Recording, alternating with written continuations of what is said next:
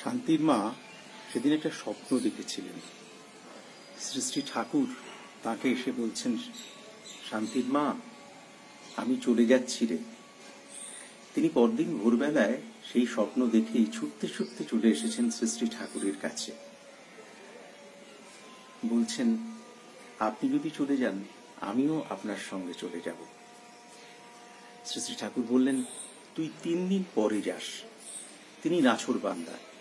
তিনি বলছেন, না, আমি আপনার সঙ্গেই যাব। আপনি যদি একবার চলে যান আপনাকে আমি আর ফিরে পাবো না ঠাকুর। অঝোর ধারায় কাঁদছেন। শ্রী শ্রী ঠাকুর বললেন, কেন রে?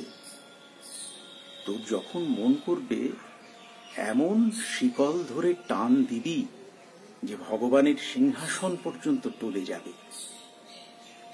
তিনি বসে আছেন, তখন তিনি বলছেন যে ঠাকুর, এই শিকল ধরে টান দেওয়ার কথা যে আপনি বলছেন, এই ব্যাপারটা কেমন?